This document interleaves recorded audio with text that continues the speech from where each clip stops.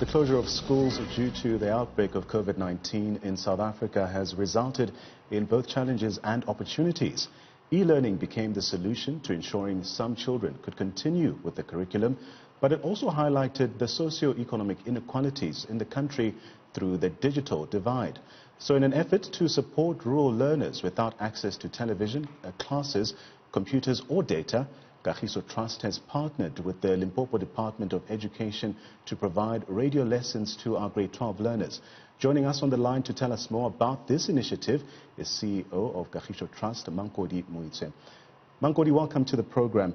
Now, grade 12 learners have already lost out on some 30 days of schooling. How will your program strengthen teaching and learning in the absence of face-to-face conventional classes? Good morning and good morning to the viewers. Thank you very much for the opportunity. Look, I think the reality is that now we are emerging with the new normal, with the new ways of doing things. And I think the sooner we embrace and we see this period as an opportunity and even challenge the thinking that we have lost time, the concept of we have lost time. I think we are seeing an opportunity that learning and teaching is becoming a blended process. When I say blended, I mean the traditional face-to-face will always be the predominant for some time, I think, in our country. But we need also to embrace the fact that we need to have self-directed learning from learners, and also to say that what can we use, what do we have in our hands that we can use to supplement and complement during times of difficulty and challenge.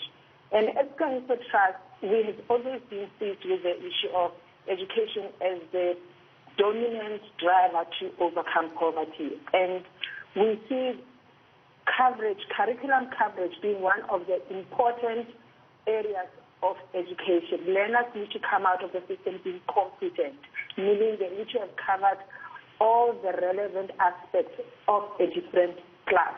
So what we thought is that, unfortunately, rural spaces are resource-starved. It's a reality. The majority of them don't have infrastructure. Even if you have data, if there's no network, how are you going to access the information?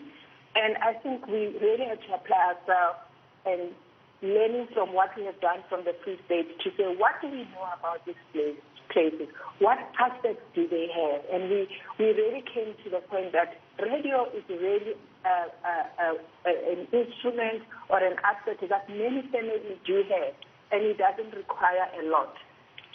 If you don't have electricity, you can buy batteries from the shop. But at the end of the day, we believe that through radio, we are not only able to reach a few learners in Limpopo, but broadly at all the grade 12 in Limpopo. You speak about reaching these programs. Where will learners be able to access the lessons, and on which platforms will they be available?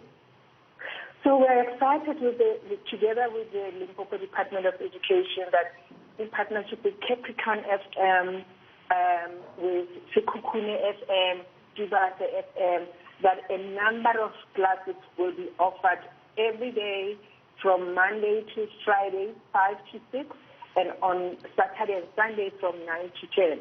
But you know what? What is most encouraging for me is the partnership with the educators.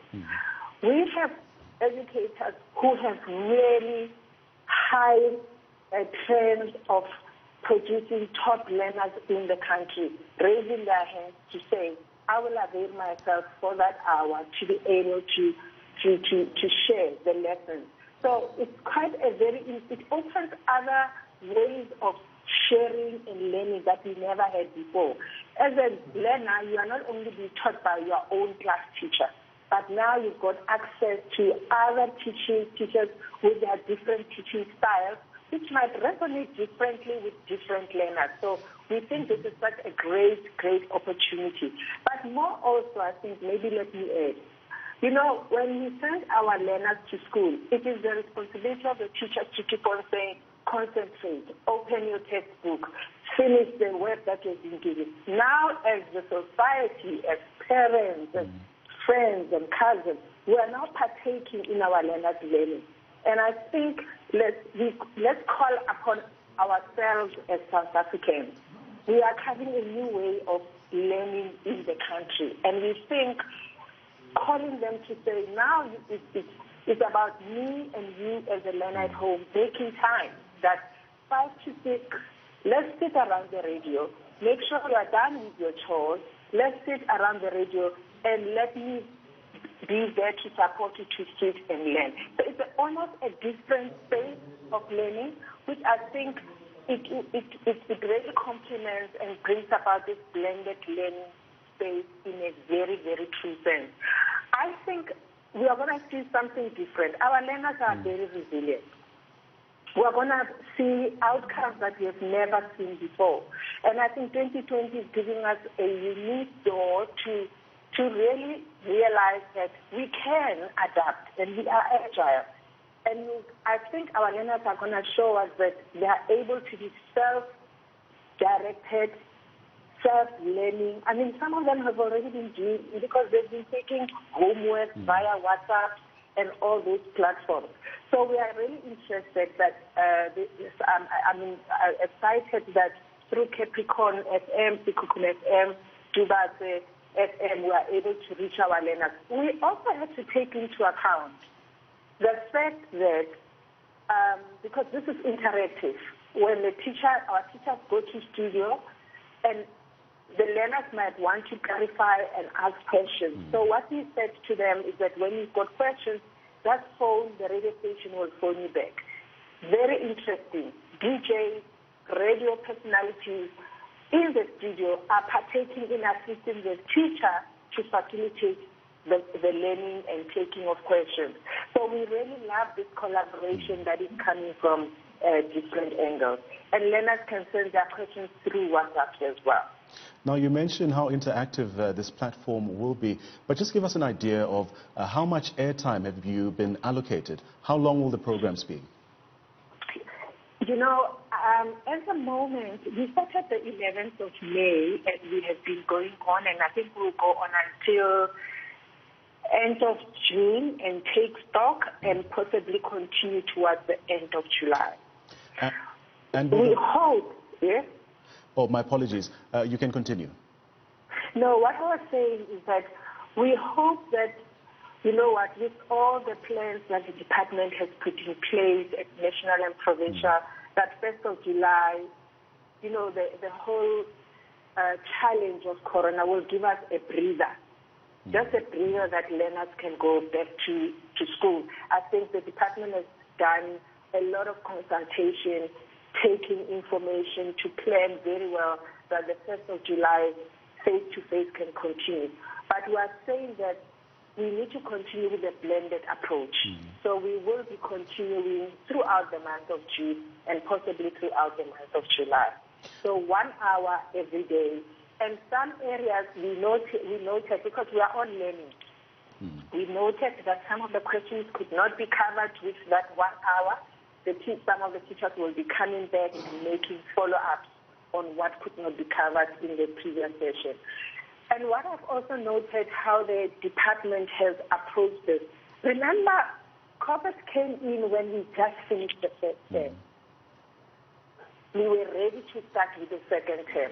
So what the teachers would like to do is that when the learners come into class 1st of June, they should not worry much about how much revision had to be done for the first term. So these lessons are also helping them to say, let's keep our minds going. Let's keep our thinking upon what we need to cover so that we don't have to start all the way from the beginning.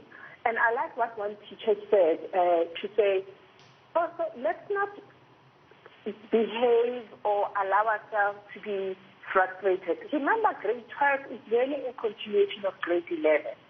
So we are building on what has been taught before. We are saying, let's do the revision through radio. Let's start introducing new concepts through radio. By the time we go to class, we should be able to hit the road. So I'm really, really hopeful that our learners, you know, they can relax and appreciate that through all this blended modes and mechanisms, the time that we have is actually time enough to complete the curriculum as required. Now, Mankodi, this is not the first time that the Kagiso Trust is dealing with educational matters. What other work have you done on this front? So, thank you for the opportunity, because I think, for many, many years, Kagiso Trust has really fought for overcoming poverty. And it's not just about overcoming poverty. More people, as they get empowered, they become economically active. They become citizens that also contribute to other people's well-being. So as Kagiso Trust, education is one of our biggest programs, as you have noted, hopefully, with what we have been doing in the Free State. We are still there in partnership with other foundations like the Ramaphosa Foundation, the First Brand Foundation, and the Free State Department of Education. And the other program what we have introduced is around socio-economic development and entrepreneurship. We really believe that it's important to drive high growth entrepreneurship in the country.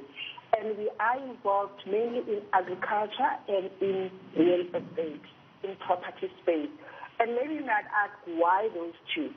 Our research has shown that these are the least transformed areas as far as business is concerned. So we have started, we have began to do some incubation. We've got partners that are in the space, and we hope that over the next 2 years, the entrepreneurial program will actually be equal or greater than our education program. Because at the end of the day, people go to school, they learn so that they can be proactive economic agents and participate in the economy effectively. We're also involved in local government. We have been for some time involved in supporting local government in dealing with the issues of revenue, collections, working on the data. But we are really excited. We have extended it in Makanda in the Eastern Cape. We are now working on what we call a local government solution that focuses on the indigent. We are saying that it's important to have a pathway out of indigency. While you're indigent, you are being provided with free electricity, free water, a raised holiday, but we believe that it's not a permanent state where people need to be. So we are looking at a holistic local government solution that involves the university, that involves the business sector, that involves the community. And we are really excited that that program is actually building a model which we hope, like education model, which started in Free State, now we are taking it to the Limpopo. The same thing with the local government model, that it can be scaled up in the country, and that's how we think as Kagiso Trust will be able to contribute to a prosperous, peaceful, and just society.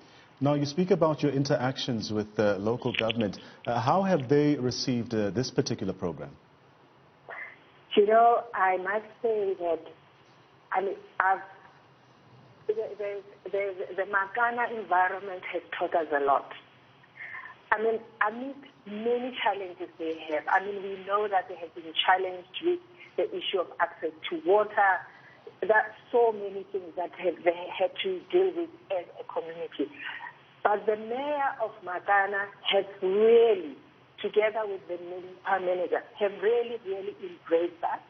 And actually, by the time Corona was hitting our shore, we were due to be hosted, not only to talk to the top leadership in the municipality, they invited us to come to talk to the broader municipality leadership, both administrative and political.